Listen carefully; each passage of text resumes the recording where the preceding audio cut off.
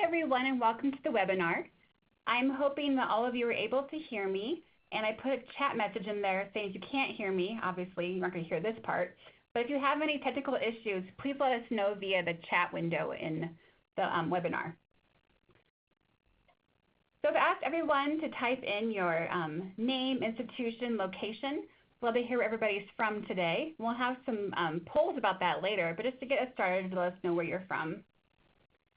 And for the webinar, we have a few things. If you have any questions, you can go ahead and raise your hand, or any technology problems. And we have a member of our community support team, Roller, here to help if you have issues. And then also we have a chat window here where you can type in comments or answer questions that we're going to say. And since all of you cannot see other people's chat messages, we're going to try and read everybody's messages out loud as they come in. So currently we have some introductions coming in. It's good to see all of you here. We have a good crowd of people joining us, which is really nice. Okay, so to get started, the reason you're here. This is about the Globe International Virtual Science Fair. We're really excited about it, and glad to have all of you join us today to talk about it. And I wanted to let you know too, we have a short URL in order to join or to look at the web page. If you go to globe.gov/science-fair, you can get right to the science fair page. And I'll show you a longer way to get there later as well. But if you want to bookmark that URL, you can find information about the science fair that way. And to start off, this is me. I'm Julie Malmberg. I do education, outreach, and technology at the Global Implementation Office in Boulder, Colorado, United States. And I'm going to talk about the overview of the science fair, and later on we have Matt Silverglit from West Ed who'll talk about the rubrics. And we encourage you to go along to ask questions if you have any. Love to hear what you're thinking, what you want to know. So we have our first poll. First thing we want to know is, what is your role in Globe? And select as many that apply so we can know our audience that way. I'll give you a minute to answer this question.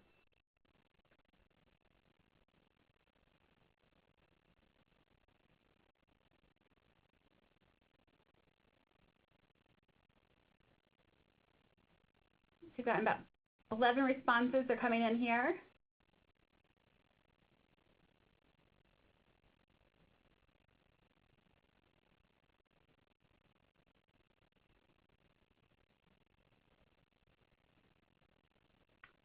Okay, so let's see here. Looks like mainly we have educators, which is wonderful. Also a few partner or country coordinators, a scientist, a global alumni, and people interested in the public. That's wonderful. Okay, our next slide, we want to see where everybody's from. So what is your Globe region?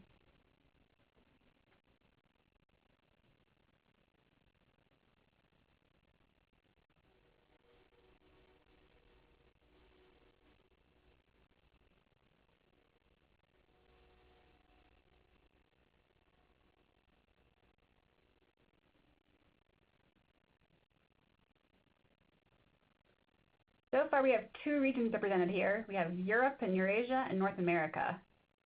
Any others are in there?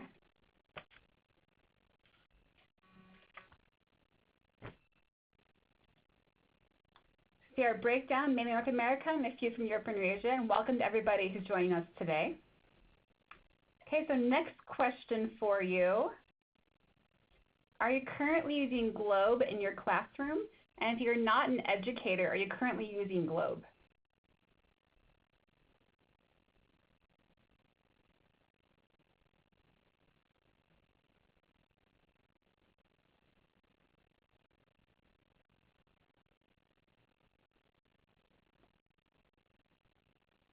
Okay, so overwhelmingly yes, using Globe, and some are not. And for those that are not, we'd love to get you connected with Globe. So after the webinar today, feel free to email us at help@globe.gov and see how you can get started with Globe. I'm putting that email address in the chat window. So yeah, it looks like a lot of people here using Globe. Then next question, check all that apply, but which areas do you use? And if you don't use any, put other or not sure. And if you use more than one, please check more than one box.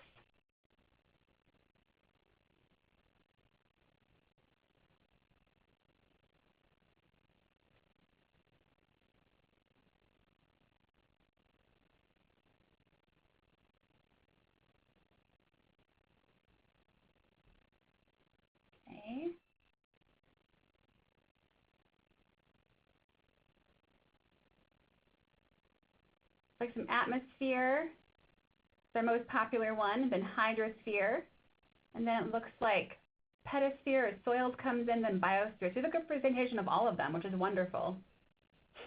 And a few others are not sure, one other they're not sure. Okay, and next one I'm going to ask you to type.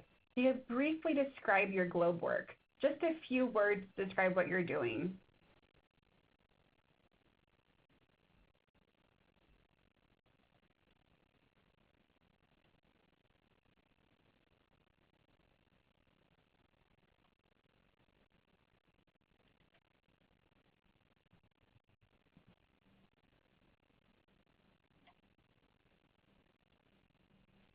Some of our answers are Globe Community Support, which is Roller. Thank you, Roller, for being here.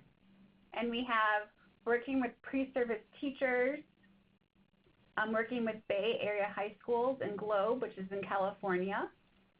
Then working with satellite partnership, GPM and rain gauges, NASA wavelength and NGSS alignment. Working with Globe teachers, Globe partner, embedding Globe in creative academies and supporting partners in my country, which is fantastic. So getting more in. One that I cannot read. It's either in Czech or in Russian. I'm sorry I don't read that. We'll save it and have it for translated later.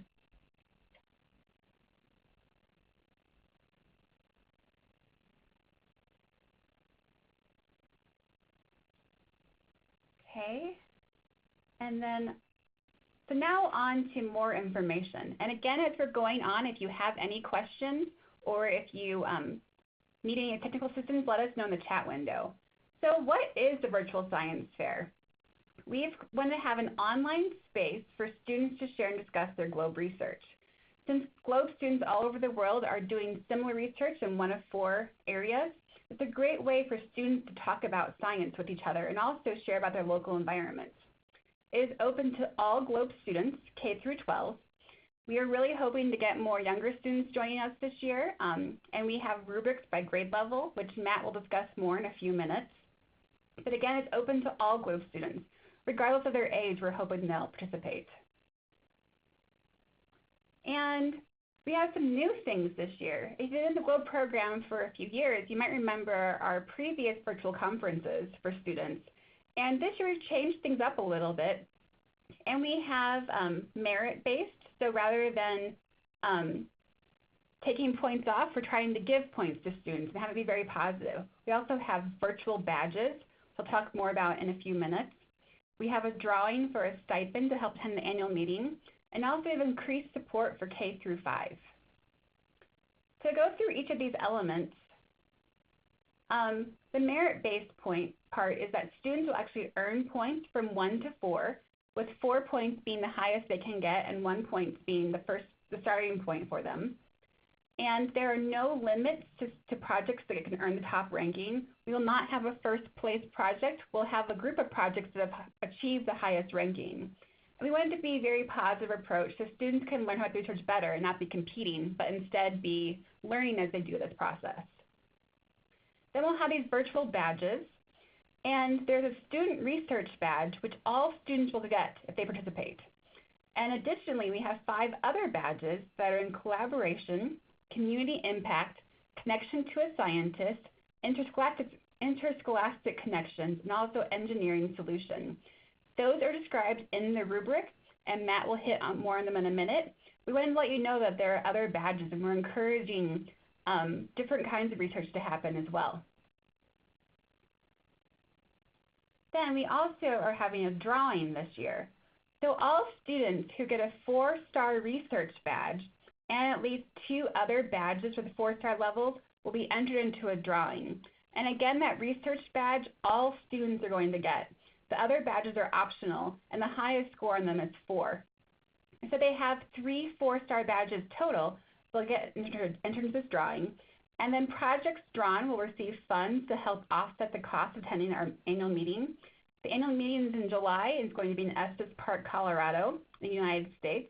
And I've included a picture there of Estes Park. It's an absolutely beautiful location. If you've not visited there before, I highly recommend it. And we will award 4 projects. There will be 2 international and 2 in the United States. The international students will receive $2,000 for each group or each project, and the United States $1,000. And the only reason difference in price is because it costs more for international students to attend the meeting. So there's not a differentiation in the drawing or the award, it's just the cost difference for travel. We have a question from Tracy.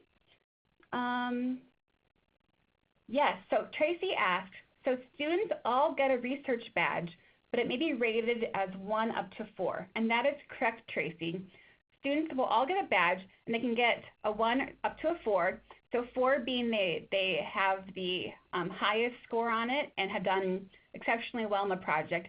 And 1 means they're probably just beginning or just figuring this out. So but again, all students will get a virtual badge.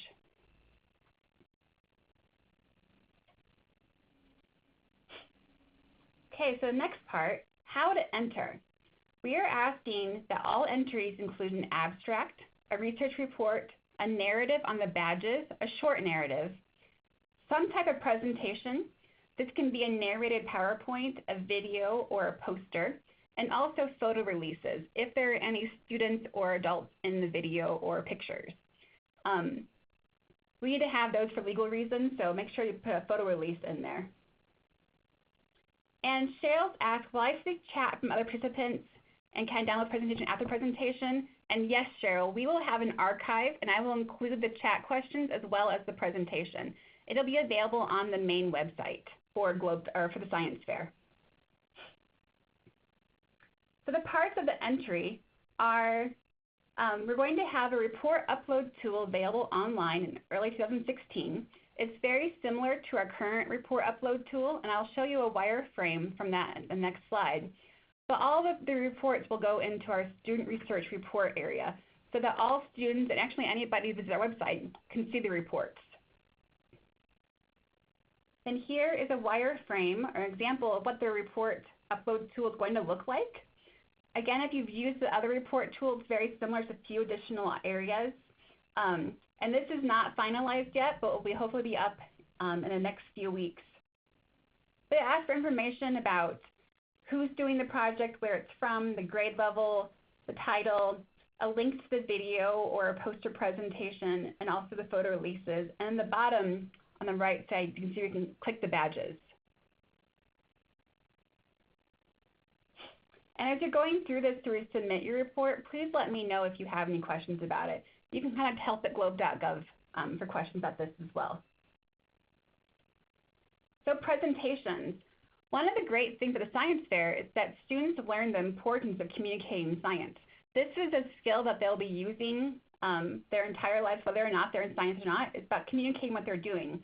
So we're encouraging communication through posters, narrated PowerPoints, or videos. And it is difficult to show videos on this webinar, so I would encourage you to go to some of our previous virtual conferences and watch some student videos.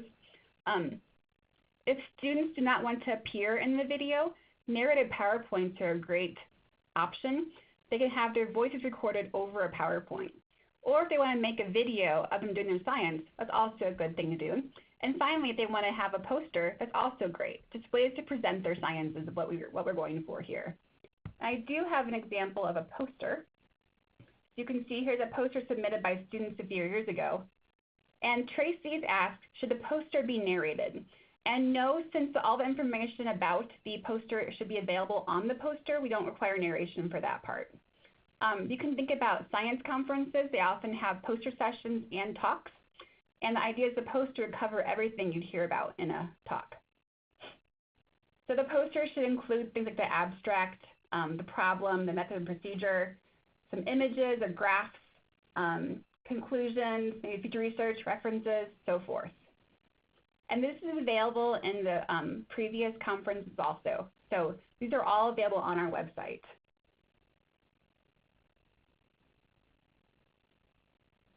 So resources. I wanted to list a few resources here, and then I'm going to go through our actual website to show you what's all on there. So what we have on the website are we have mentor scientists.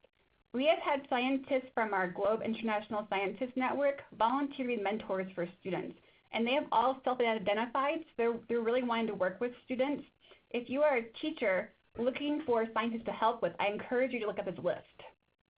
We also have the scientific process, how to create a research report, a guide to asking questions, webinars like this one, and Jen Bourgeot, who's our U.S. country coordinator, is also on the call right now. And she's been leading a series of webinars that have been great too about doing research. So I encourage you to view the archived recordings or attend those when she offers them.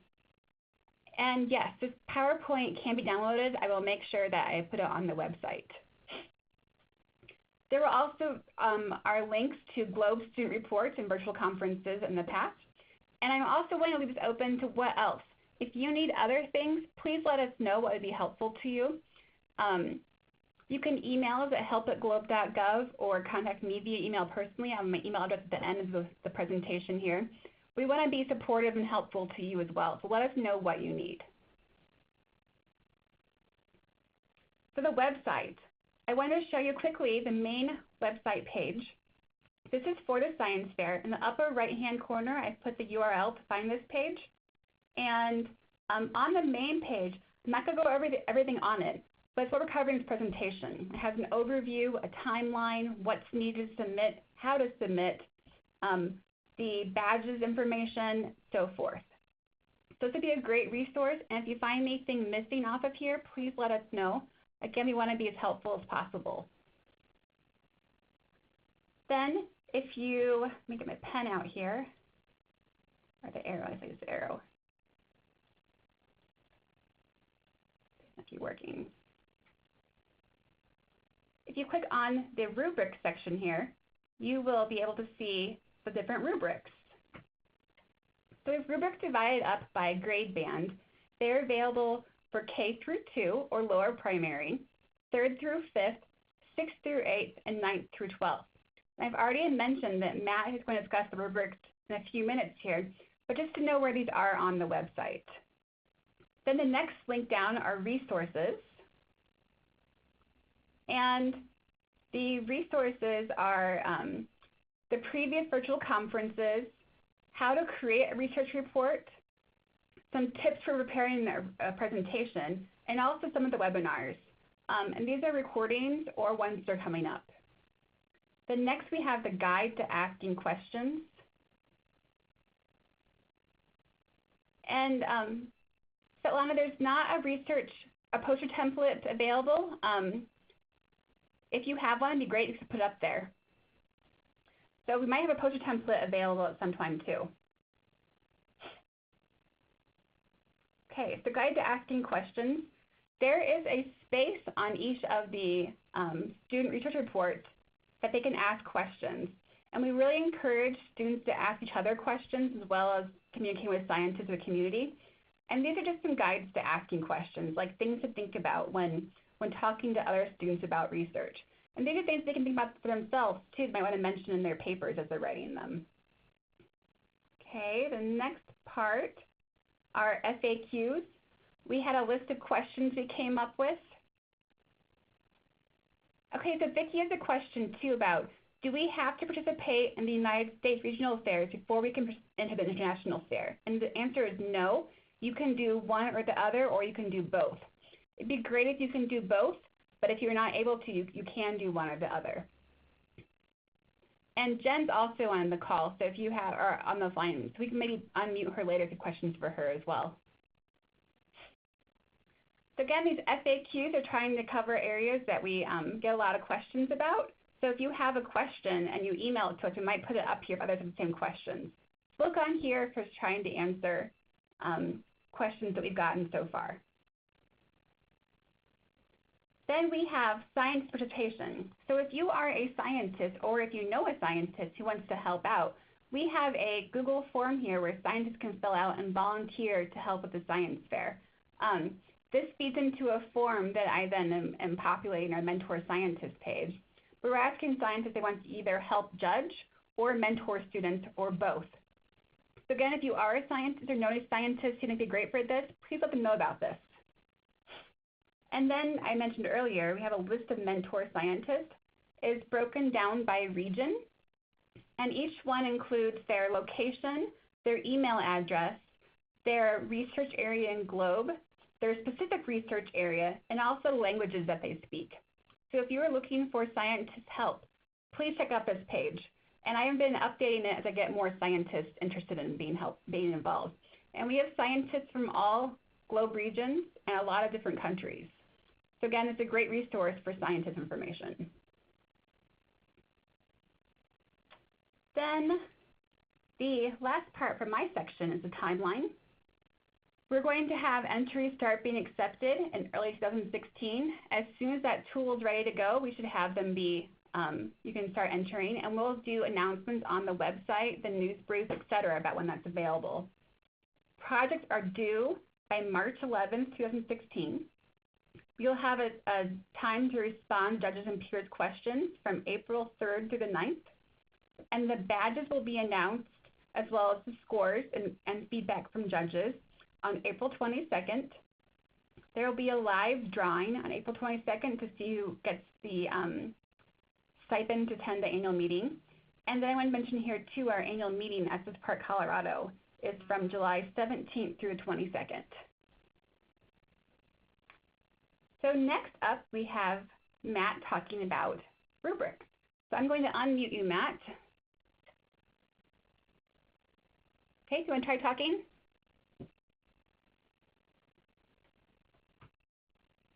I have the wrong one here. Hey, Matt, can you type your first 3 numbers of your area code in the chat window?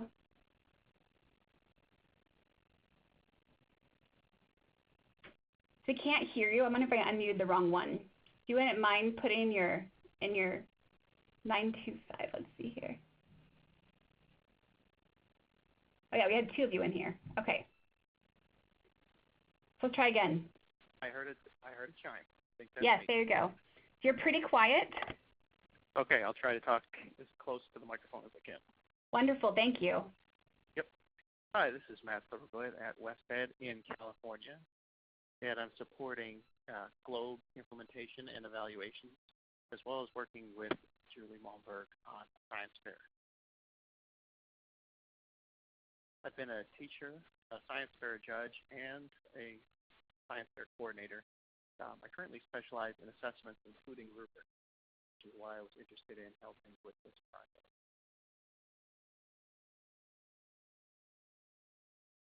In prior years, GLOBE has hosted global learning expeditions using a common rubric for all students. As part of the 20th anniversary celebrations of the GLOBE program, we wanted to scale up previous virtual conferences and incorporate the excitement of the GLE as International Virtual Science Fair, with results announced at the close of the 20th anniversary year, which is on Earth Day 2016, and also to have the optional in-person component, as Julie mentioned, at next summer's meeting. Hey, Matt, sorry to interrupt, but you're pretty quiet. Okay. I'll talk as loud as I can. So our first poll for the rubric section is, are you planning on doing a science fair project? So go ahead and click yes if you are, no if you definitely are not, and if you're not sure, you can always click sure.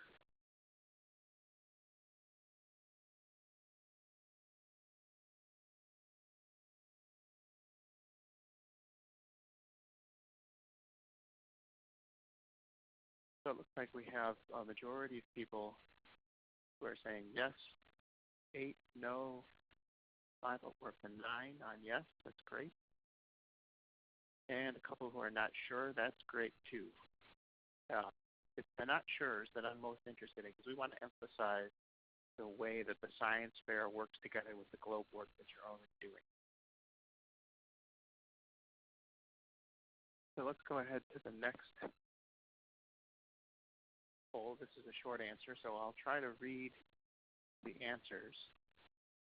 So for those of you who are planning a science fair project and you have a good description already, go ahead and type that in.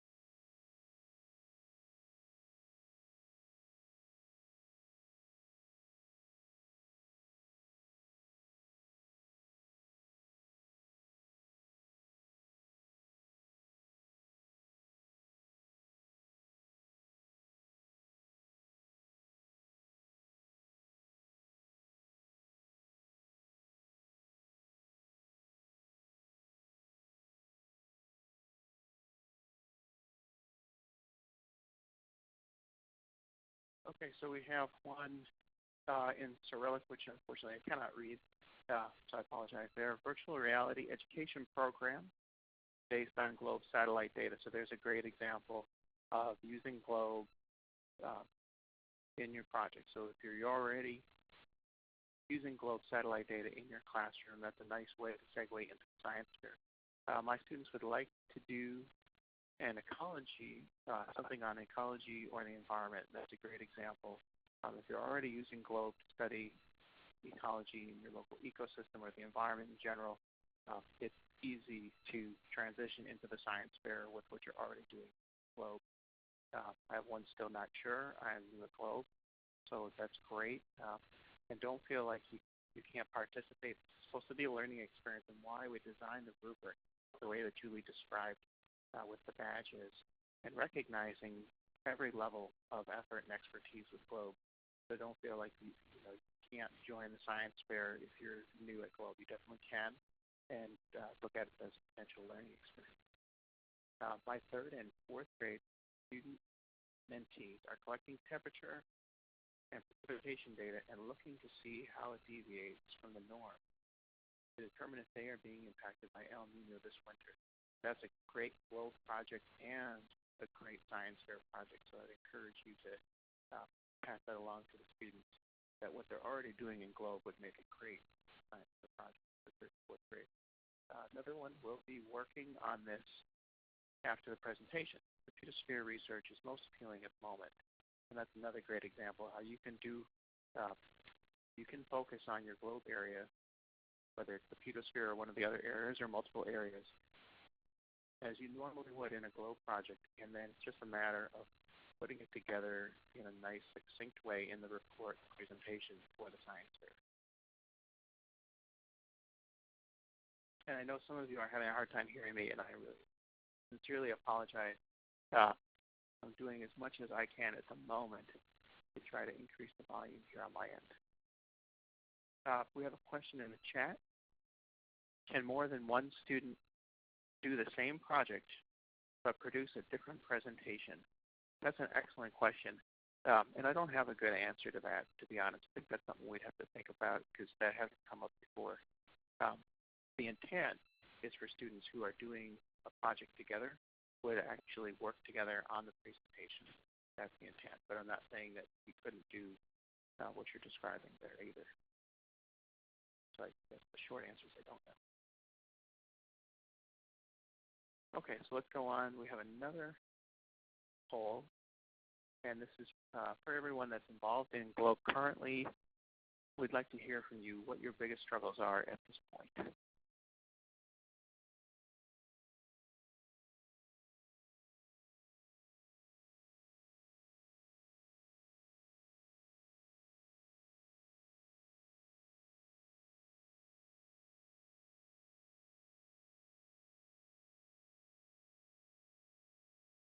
Okay, so we've got some responses coming in. The first one, time with students to collect data and do research on El Nino. Another one, having enough time in the day, week, semester to do meaningful research. Getting administrative buy-in, limiting the line of inquiry, and writing succinctly. So there's a couple of different things. In working on Globe projects previously, we definitely heard how time can be a real barrier.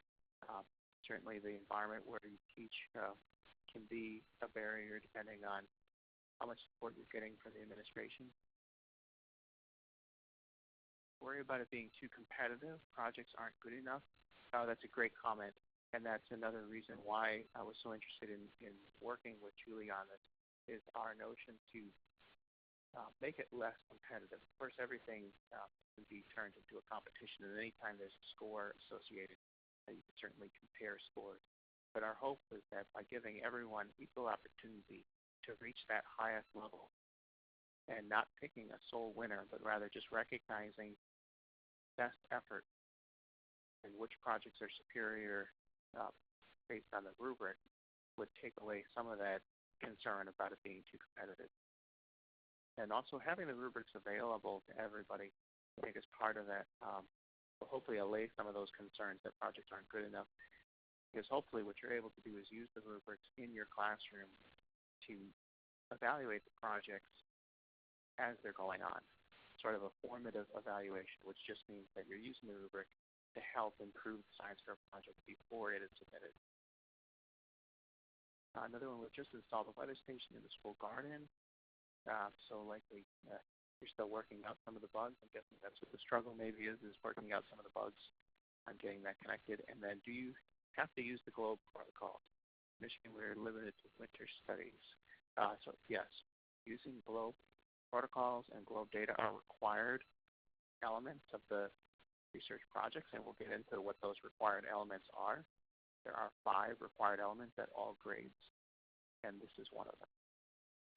In the Michigan area, we limit to winter studies. Actually, I have no idea how to answer that, other than if you're doing GLOBE in Michigan in January, February, and March, it's going to be winter. But I'm not sure what that means by winter studies. We've got a couple questions coming in the chat. I want to make sure to hit those. Does the class have to have a GLOBE registered teacher? Does the project require GLOBE protocol? I don't know about the GLOBE registered teacher. I'm not sure if that's true or not. I'll let Julie answer that one. So Dave, that one we're going to talk about, they have to have a GLOBE account or somebody to submit the GLOBE account. But the biggest part there is the GLOBE protocols. So why don't we get back to you on the GLOBE teacher element? But it might, as long as they have the GLOBE protocols, that should be covered and are able to submit the project. But if you could submit for them, that would probably work as well. So we'll get back to you on that first part of your question.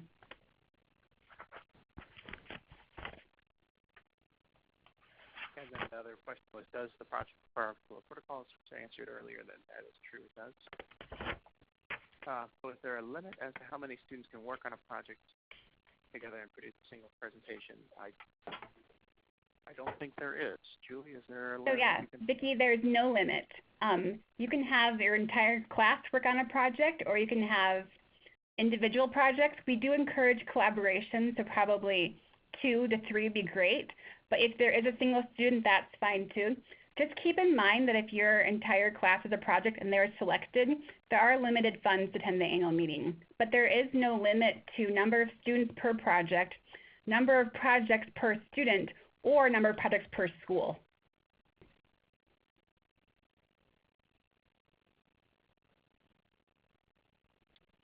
I thought I heard we want everyone to participate in the virtual science fair, but really it must be GLOBE focused. Yes, that's exactly right. It's a GLOBE science fair.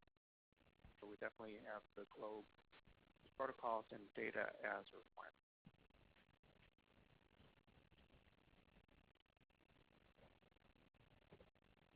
Okay, so I think we've heard about struggles and gotten a lot of great questions. Thanks everyone for the comments and questions. So let's move now into looking at the rubric.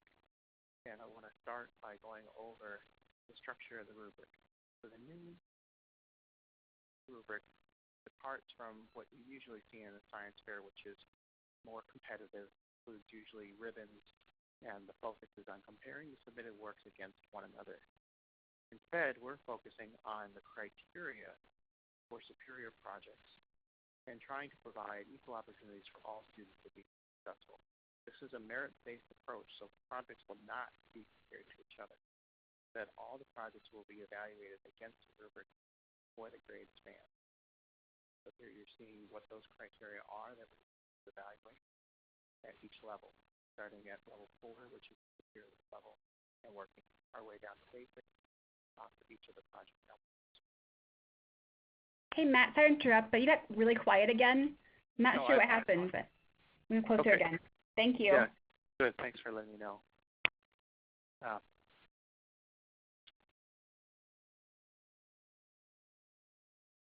We'll award achievement badges based on the quality of the overall project. That's what you're looking at here.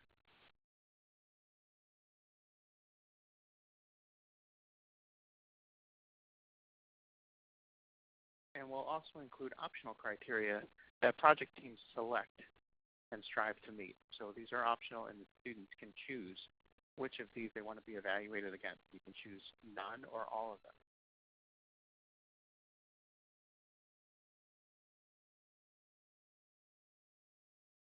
the rubric for high school projects is the closest to the prior GLE rubric, so if you're familiar with that. However, with the shift toward a merit-based approach, we've reframed the descriptions within each element to be positive, describing what the project should do at each level of achievement, starting at the superior level. In the same vein, we have also omitted the zero score category. If an element is present, it receives a score.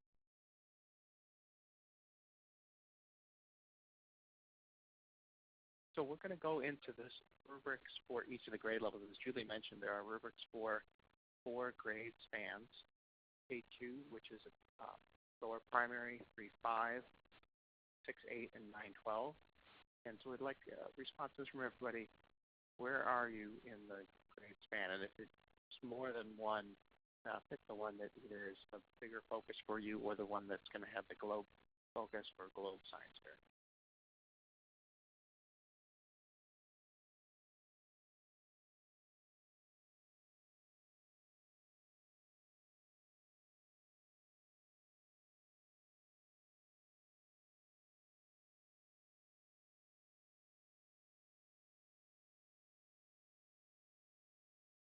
Okay, so numbers are coming in. Looks like we have 2 at 3-5, 2 at 6-8, and 4 at high school.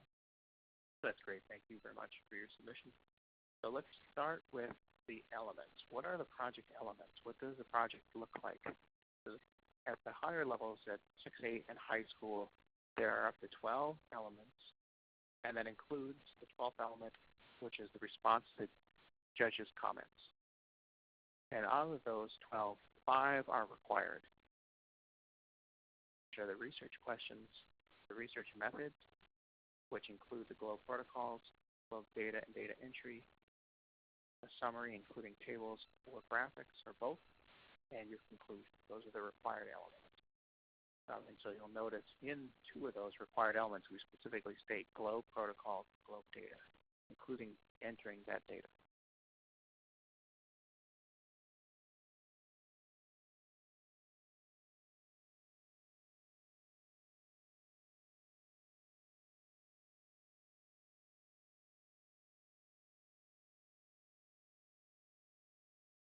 Okay, let's take a look at 3-5 now, since we have some teachers with 3-5. And so you'll see you have the same required elements, but the total number of elements is lower. So if you want to look at the presentation later, you can see which ones drop away as we go down into the lower grades. But the same 5 are still required. And then also we are looking at as one of the elements response to the judge's comments, so we expect that at all levels.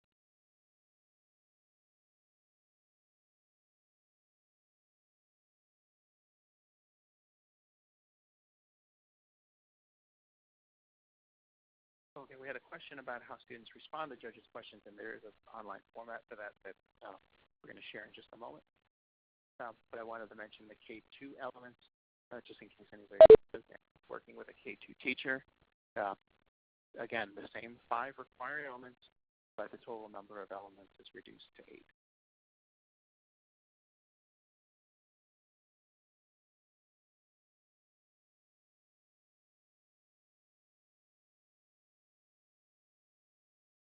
Okay, so we're looking at some responses. These are example responses to student projects and the reply back. So this is an example of what we're looking for that last element. And to cut in again, sorry, Matt, this is actually on the student report page. So on the student reports, they have their own page on the website, and there's a space for comments. And comments can be made by a teacher or scientist or anybody in the GLOBE community who has an account. So students can't directly respond, but the teacher can respond for them.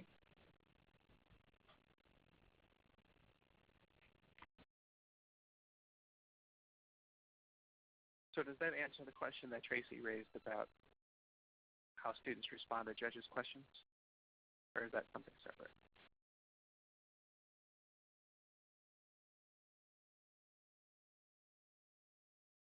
Looks like she's good. Okay. Thanks, Tracy, for the question.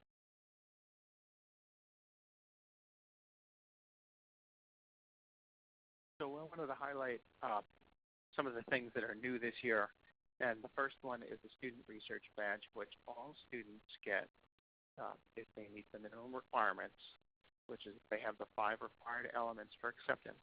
So if their projects are accepted, they'll receive one of these 4 badges for the overall research badge. And that covers the achievement across the elements in the rubric, sort of sums it up as 4 stars all the way down to 1 star. What we're looking for is for projects to reach the superior level on most of the elements, not necessarily all, but that at least projects are at the level 3 or good level of the rubric across the board.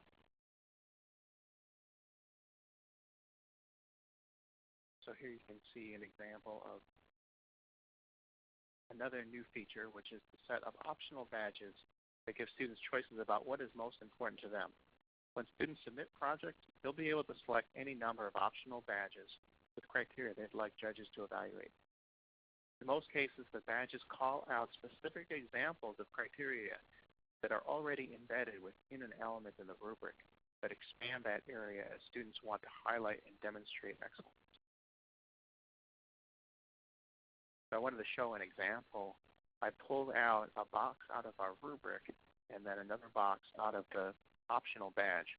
So in the rubric, under element 4, student-led investigation plan, you'll notice that collaboration is part of the superior project. We expect to see a clear description of the collaboration process in that superior level project for that element.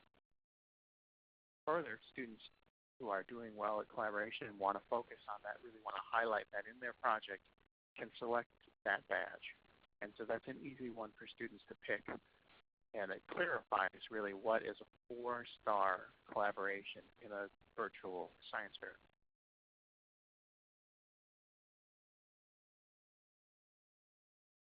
And I should mention too that the badges build over time from K2 to high school, so we're looking at a high school.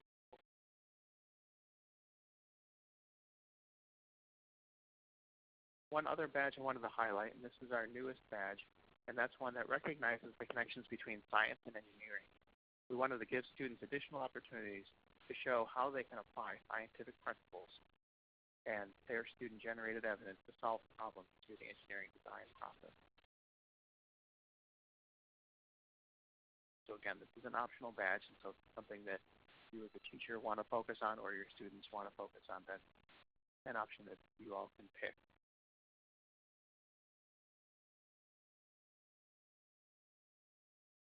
The rubrics have been developed in collaboration among the Globe Implementation Office and the University Corporation for Atmospheric Research in Boulder, Colorado, and the Science, Technology, Engineering, and Mathematics program at West Ed, and the Health and Human Development program also at West Ed in California. We've had the rubrics reviewed by the Globe Education Working Group and other partners, and also in comments from the wider Globe community during a 1-month window that followed the annual meeting last July.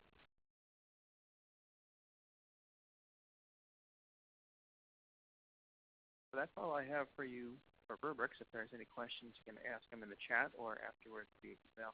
I'm going to hand it back over to Julie. Thank you. Thank you, Matt. And I'm going to leave you unmuted. So if you want to answer any questions, feel free.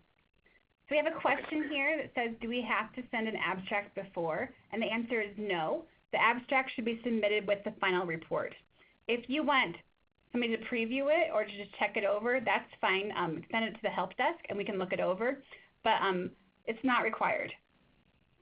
And so our next slide here, we're just going to show a great image of some, we have a Globe alumni who's now very involved in our program from Africa, and then a student on the left. And this provides great collaboration from different countries as well as different schools. So we want to encourage, again, why we do these kind of things. And I have a few other things to tell you. One is, again, how to find information online. Here's that URL for the short URL, just globe.gov/science-fair. And if you want to find it the longer way, you can go to globe.gov, news and events, virtual conferences, and then 2016 International Virtual Science Fair. So hopefully the top way makes it a little bit easier for you to find the web page. So we had a question here. Here, I'll put the URL into the chat window as well. And then we also have a question. Can students get their own scientists as mentors, someone they're already working with in the classroom? And the answer is yes. And if they are a great resource for students, it'd be great if they could apply to the GISN also. So as our Global Intentional Scientist Network. So if they're already working with somebody, that's fantastic. And that person's interested in being part of GLOBE, they can apply for the network. Then Vicki has asked, are there suggested lengths, word count, or pages for each section of the report? And Vicki, the answer to that part is no. The only one we have a requirement on is the abstract has to be 200 words or less. But for the other parts, as long as information is covered, that's great. Some students are use a lot more words. Some students are more, use fewer words. So depending on how verbose they are, if they cover the requirements, that's what we're asking for. Yeah, and Julie, I can add something because that actually came up in some of the comments that we got back from the working group. Originally, some of the basic level criteria mentioned about being brief. And we got a comment back about being careful about how we use the word brief because brief could be confused as being succinct, which is actually a good thing. So really it's about the project and the work and whether the description is appropriate for the work. Is it a complete description rather than a specific length? So if students are very succinct, their work might be a little shorter, might have fewer words, and yet still be of a superior quality.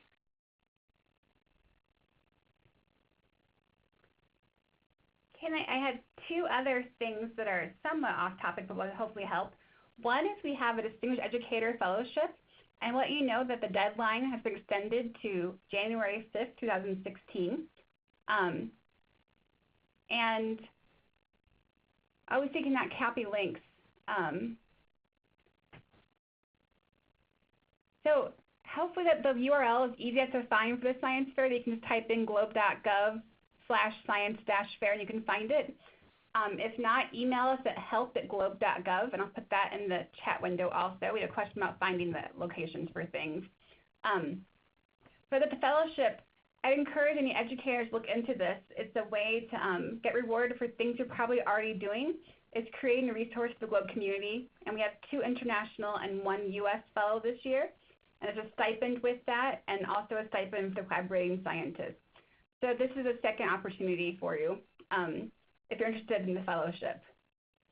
And then the last thing I want to mention I don't have a slide for is we have a brand new hot off the presses advanced data access tool.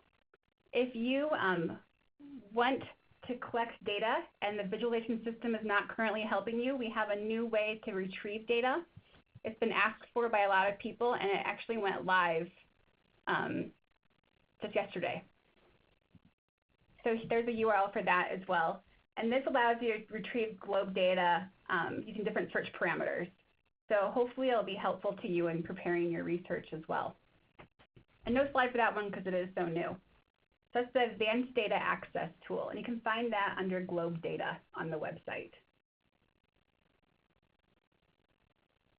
So that is all that we had. I provided my email address here, so if you have any questions, feel free to email me. And if you have questions for Matt also, I can forward those along to him since he's don't want to work with the rubrics. But yeah, we're glad that you joined us. We're going to stick around if you have any questions. And yeah, thanks so much for attending.